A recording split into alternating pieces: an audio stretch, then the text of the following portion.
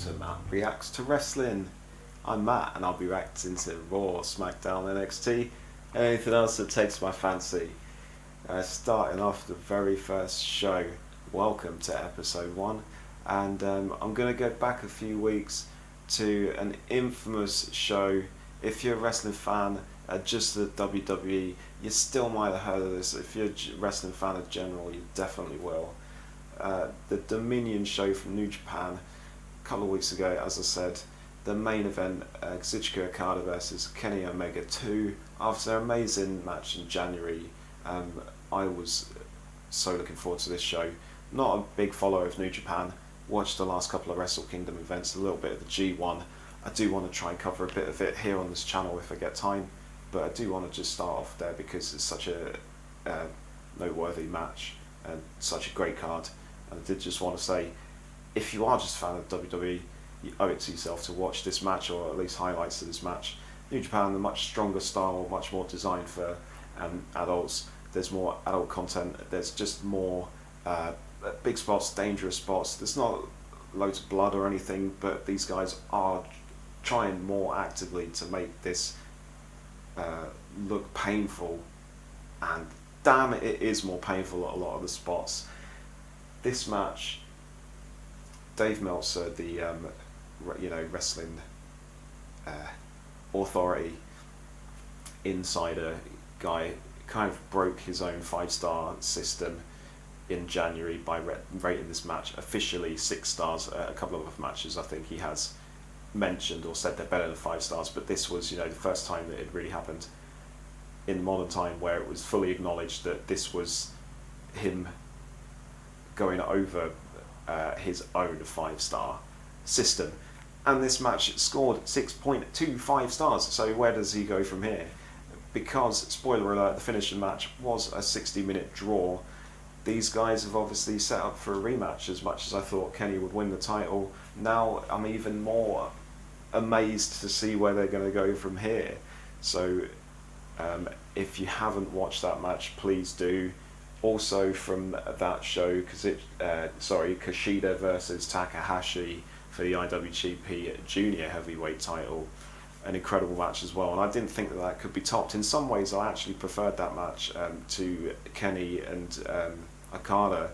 It was only half an hour, and one spot, it just sunset flip powerbomb onto the floor with no kind of breaks or the guy stopping himself or trying to minimize that bump that just looks insane.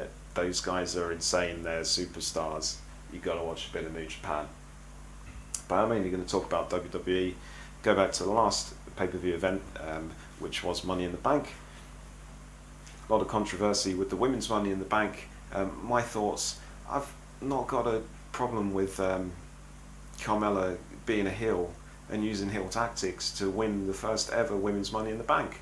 The problem is they did beat us over the head with the fact that it was going to be such a historic point, and that just the fact that Ellsworth literally took the briefcase down is what I wasn't a fan of. The only booking I would have changed would have been have Ellsworth interfere by pushing Becky, who was climbing the ladder, off, get some heat that way.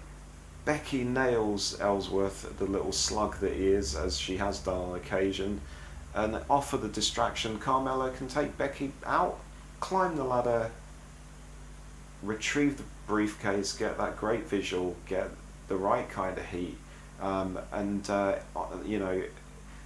win that way. It's a historic moment, and I think has been a little bit spoiled by the fact that the first ever women's Money in the Bank was literally won by a man and handed to the person that he believes likes him in a romantic way in kayfabe. Okay. On to the men's Money in the Bank match. Great match. All of these guys working their asses off. Lots of big bumps taken from Kevin Owens. What a trooper. Yeah, definitely one of the best Money in the Bank matches. There wasn't a load of crazy, high spots, people jumping off the top of ladders, Kalisto's Salita del Sol kind of thing. But it was a great told story. I think an obvious winner in Baron Corbin, someone who is really, can use this, is in a great position at the moment to be that Money in the Bank holder. He's just starting to come up. I really like the guy. I've seen him from NXT, and I think he's really now starting to come into his own. He's still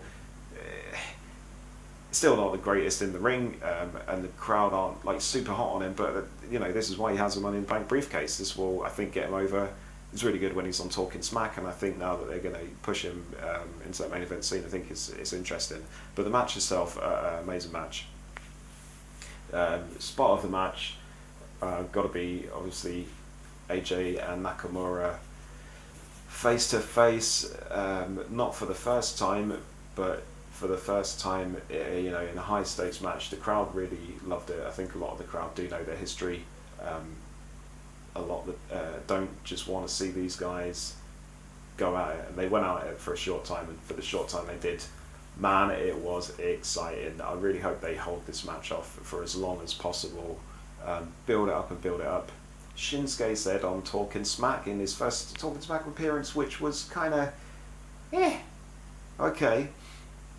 One very interesting thing he did say was mentioning his match in New Japan with AJ last January, saying he wants a match like that in WWE, and if they can build it to WrestleMania, I think it can be that type of match. It's going to be amazing whenever they do it, but it'll be so much more special if they can save it.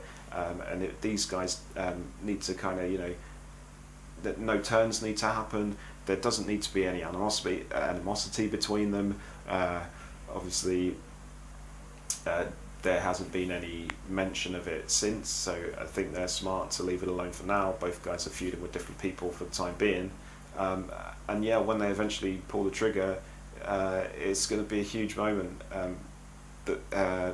Just going back to that spot, AJ and Shinsuke moved the ladder out of the way to face off in the ring, and it was just great. We've all seen it by now. If you're listening to this, I'm sure. And come on, guys, don't screw this up just for once. The rest of the booking on the show, I don't have a problem with the Usos being heels again, using heel tactics to win the match, walking away, and keeping the feud going. Nobody needs to take a pin on the New Day side. And the Usos do need to keep the belts for the time being. New Day are an act as well that don't need the belts at the moment. They just need to keep rolling as they are. I'll keep gyrating my hips whenever they're on screen, and a bit of New Day rocks is still good for me. In the Women's Championship match, Naomi defends her title against Lana. I was a little bit worried that they were going to go with Lana because of her debut. And that catchphrase as well, that she was going to be the first ravishing WWE Women's Champion. And it's kind of, that lately they've been pushing different people, especially on SmackDown, towards the title, like Jinder, for instance, and Breezango being up in the mix as well. So I was a little bit worried about that, but Naomi keeps the title. The match wasn't as bad as I thought it was going to be, which isn't really saying much. But Lana, she's got a good character. She's pretty over with the crowd, so hopefully she can improve in the ring pretty quickly. But she wasn't botching all over the place, which is what I was a bit worried about.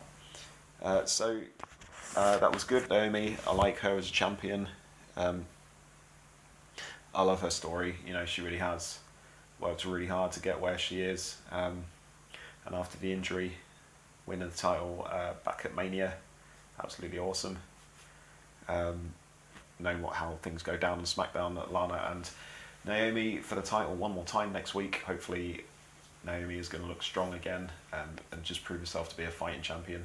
A lot of babyface champions are booked pretty poorly, but I think they do well with Naomi at this time. Going back to Breezango, I love this duo. They had their little Fashion Vice segment which was really cool. It's a shame that it didn't really lead to anything spectacular. Just a match against the Ascension again. I was kind of disappointed. I thought they were teasing someone new coming up, a new tag team perhaps, or just someone. I mean, the tag division is so small. I just thought there might be someone from left field, or I don't know, even like a heel turn for American Alpha. But the fact that they've gone back to the Ascension is a little bit random. But good to see these segments carry on. I love these guys and their sort of natural chemistry, the natural comic timing. Made me like genuinely laugh every one of these segments. So Breezango can just keep going with them, and anytime they're on TV, I'll be happy. And lastly, from the Money in the Bank show, Mike and Maria Kanellis, the return of Maria after I think she said 7 years or 8 years away from the company. They were in TNA as a heel couple. These guys are married, but Mike Kanellis was Mike Bennett in TNA, so I saw a tiny bit of his work from that. But the gimmick here is that he has taken Maria's name and he's like the trophy husband. So I don't really know how that's gonna work out. It was a good start. Love the entrance music, just some crazy like 80s love ballad, totally different from any other music they've got, totally out of the blue. And they got a lot of heat from the crowd as well, actually, because love, it's disgusting. Boo, lovely couple who are really happy together.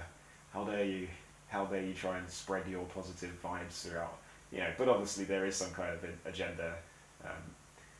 I think it makes complete sense for them to be heels, I'm being facetious, although love is great in the real world, in the wrestling world, there's always some ulterior motive for the people that are trying to spread this love, so they are a heel team, and I want to see where this goes. I quite like the idea of it. So I did really enjoy Money in the Bank. All the matches, apart from a couple, were good to great quality. Men's Money in the Bank, the best match of the show, and one of the best moments of the year, I would say, just AJ and Nakamura. Simple but incredibly effective.